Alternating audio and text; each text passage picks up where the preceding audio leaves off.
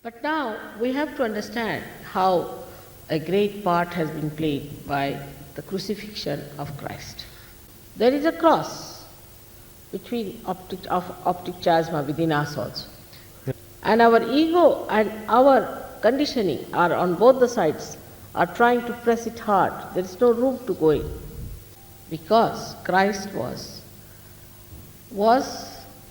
the embodiment of Logos, of the Omkara, the Chaitanya, what you call the vibrations. He is the only one who could pass through. So he established a path for us of resurrection. But the way they talk about sufferings, I can't understand. He has already suffered for us. He has suffered for our sins. When he is awakened here, he sucks in on both the sides, as you see, the karmas, the conditionings, the ego, just like that he sucks in. And an area is made here, which is a soft bone in your childhood. It becomes again soft and the kundalini comes out of it. It's absolutely wrong against Christ to say that you have to suffer to go to God. Can we suffer more than him? Or do you mean to say that he has left some sufferings for us to be done? His is the message of joy and of resurrection and not of suffering. Even in India there are many people who say you have done bad karmas, so you must give so much money, you must do this, you must do that. His crucifixion was a part of the game because he had to make the way in the Agnya Chakra to cross. The Agnya Chakra he was crucified. But his message is not crucifixion. People wear the cross and I feel very hurt about it. He crucified himself. But that's not the message. That's not you should celebrate that he crucified. There are people who celebrate it. You have to celebrate his resurrection.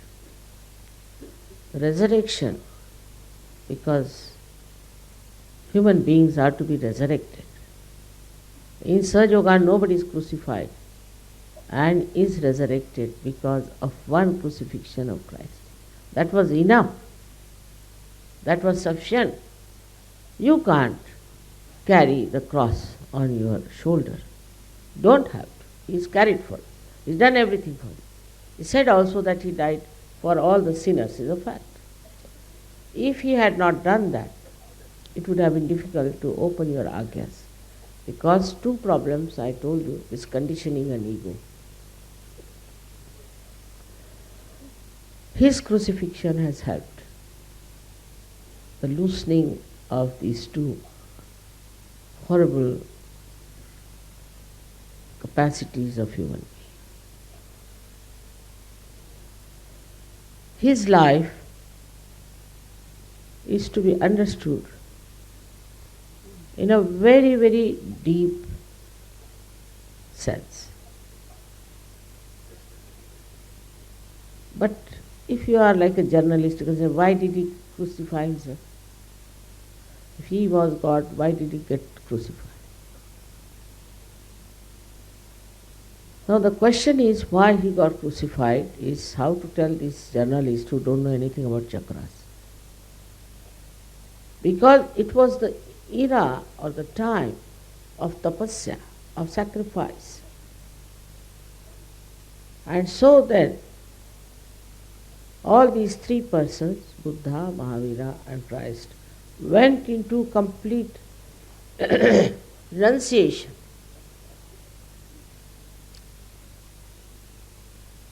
They led a life of a great tapasvis. They did it for us, not for themselves. They did not need it. They didn't want it. But they had to do it to cleanse us, to give us a proper medha, as they call it, Ekadasha Rudras, to be cleared out. And they have sacrificed their lives. They have sacrificed all the pleasures of life. For them it was not a sacrifice, it is just a kind of a life they wanted to have. For such people, there is no question of sacrifice, but it is a question of doing something that would help to open the chakras of the people in the future. Without them, we could not have worked out, sir. It was essential for these people to cleanse for us these three chakras, part of the one chakra of Christ. All this they have worked out. And that's why today's Sahaja Yoga is so beautifully created, so beautifully spreading, is working on. We have to thank them very much. Of course, all other incarnations also have helped. You can see Vishuddhi, then also heart and all these, just right heart, left heart, all these angels as they are called in the Bible have helped us to cross over. All these incarnations are responsible in our evolutionary process to create these ladders for us to move. So ultimately you reach the state of tapa on the sixth center, and then in the state of truth, sat. Then the truth comes to you through Sahaja Yoga. In the brain, in the limbic area, when the Kundalini enters, she puts light there, she creates enlightened personalities. And then she joins this all-pervading power of divine love, and with this divine love, you are completely changed and transformed. So their contribution to the ascent of human beings has been great, and that of Christ has been the greatest.